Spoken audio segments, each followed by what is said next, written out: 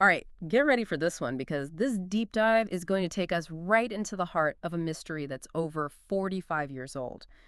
We're talking about the disappearance of Frederick Valentich, a pilot who vanished mid-flight. But, and here's the truly creepy part, his last radio transmission wasn't a Mayday call or anything like that. It was a scream. Yeah, a screen that just cuts off abruptly. It's like something out of a nightmare. So what happened? Was it some kind of tragic accident? Or did something much stranger, something unexplained, happen that night? It's a case that's baffled everyone who's looked at it for decades. We've got some pieces of the puzzle for sure, right? Yeah, sure. We have his flight plan, we have the radio transmissions, we even have a record of the massive search effort. But none of it seems to add up neatly. Okay, well, let's try to put together what we do know then and see what we come up with. So it's October 21st, 1978, and Frederick Valentich, a 20-year-old pilot. Oh, and he had a decent amount of experience, over 150 hours of flight time. He takes off from Moorabbin Airport in Melbourne, Australia, headed for King Island. Pretty routine flight, a route he'd flown before. Seems pretty straightforward so far. Absolutely, yeah. And to add to that, Valentich was actually known to be a cautious pilot, which makes this whole thing even weirder. The weather that night wasn't particularly bad either, and his Cessna 182L was in good condition.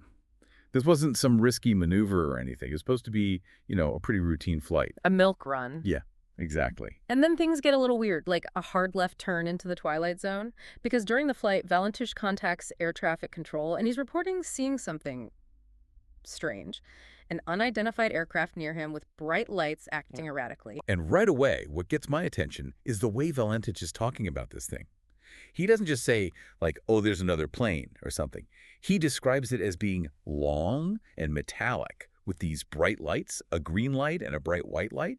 He even uses the word orbiting, like this thing was circling around it. Orbiting him. Yeah, and get this. At one point, he says, and I'm quoting him directly here, it's not an aircraft. Okay, hold on. Orbiting and not an aircraft. This is already giving me chills. Right. And you have to remember, Valentich's plane, the Cessna 182L, has a pretty low service ceiling. We're not talking about some high-tech, super-fast jet here. This is a small plane. And whatever he saw was close enough to be a real concern. It was acting in a way that was genuinely freaking him out. You mentioned earlier the search effort they launched to try and find him. I mean, they must have searched that entire area top to bottom, right? Oh, absolutely. You have the Australian Department of Transport, the Royal Australian Air Force, tons of volunteers, everybody out there.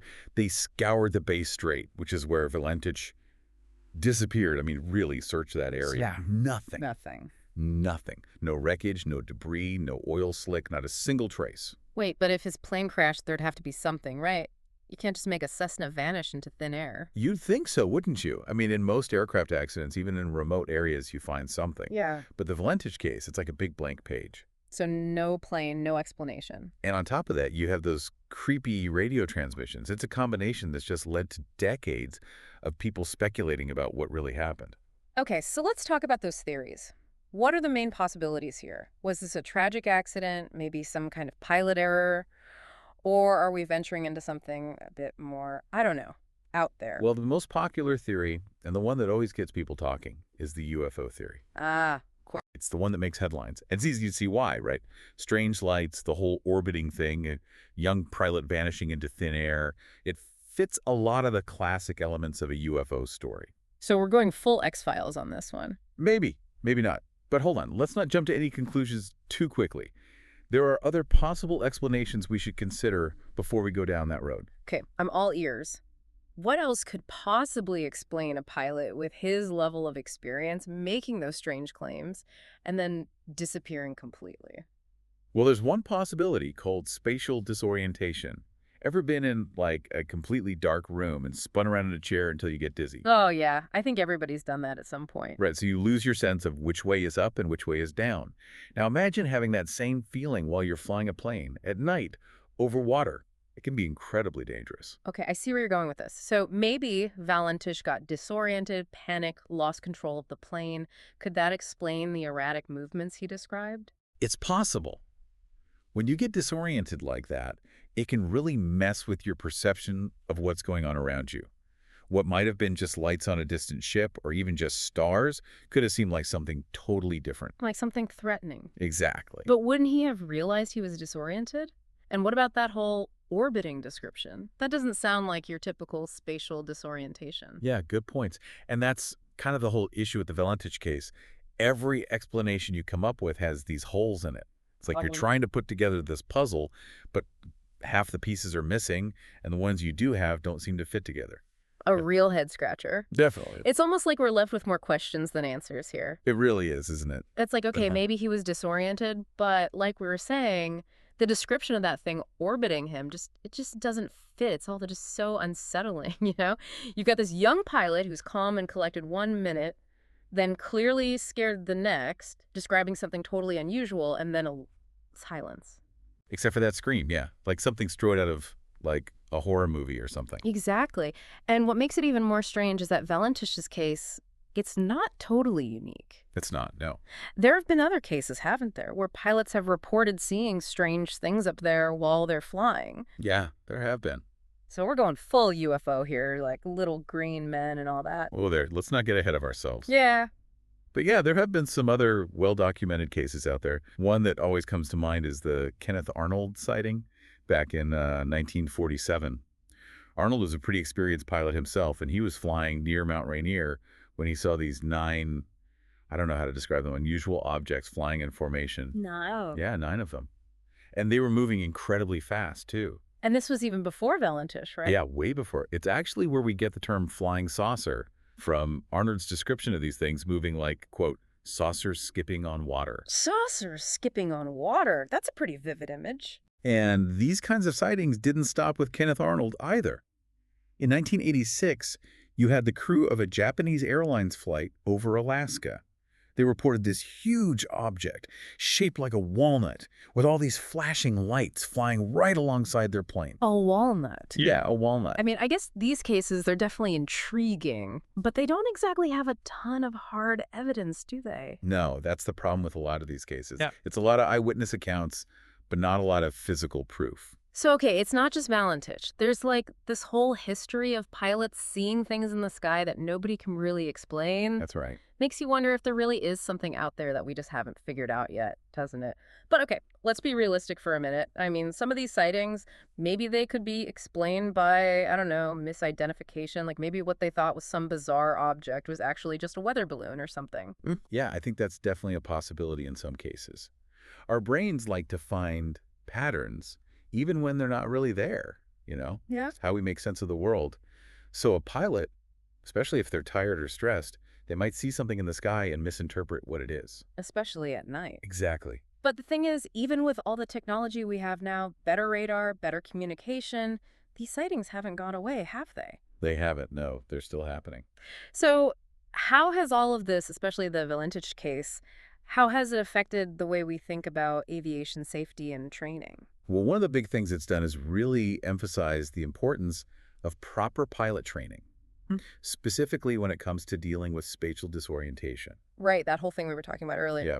Now, pilots go through all this training in simulators that are specifically designed to replicate those confusing, disorienting conditions you can get while flying.